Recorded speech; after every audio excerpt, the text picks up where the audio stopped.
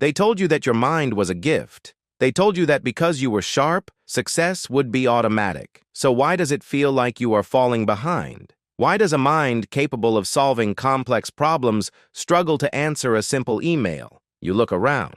You see people with half your intellect moving twice as fast. Analysis, anxiety, exhaustion. You aren't lazy, and you aren't broken.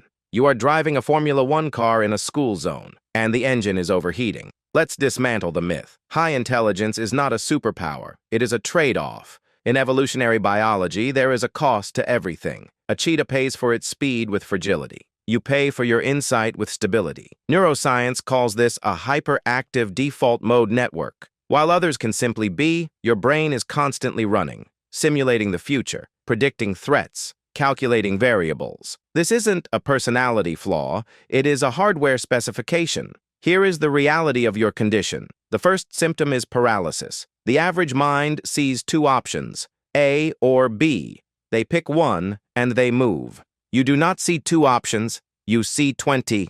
You see the immediate consequence, the second-order effect, the social implication, the risk of failure. By the time you calculate the optimal path, the opportunity is gone. Carl Jung warned of this. Thinking is difficult. That's why most people judge. But you do not judge. You dissect. And the dissection kills the action. The second struggle is more dangerous. It is the curse of early ease. In school, you didn't have to try. You succeeded on talent alone. This was not a blessing. It was a trap.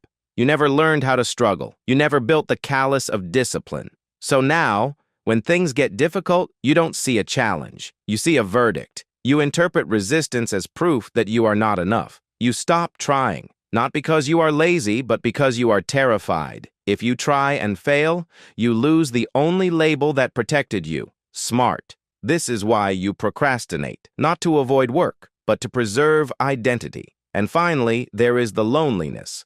Not because you are socially awkward, but because your pattern recognition is too high. You hear what people mean, not just what they say. You notice the pause before the lie. You sense manipulation before it happens. Ignorance is bliss. Awareness is torture. You crave depth in a world addicted to the surface. You want to discuss ideas, systems, the future. They want to discuss people, drama, the past. You feel less like a participant in humanity and more like an observer of the species. So what is the solution? Do not try to dull your mind. That is a slow death. Instead, you must build a cage for the beast. First, adopt the 70% rule. When you have 70% of the information, act. Movement creates clarity. Thinking creates fog. Second, embrace the novice mindset. Kill the gifted child inside you. Give yourself permission to be bad. It is the only path to becoming great.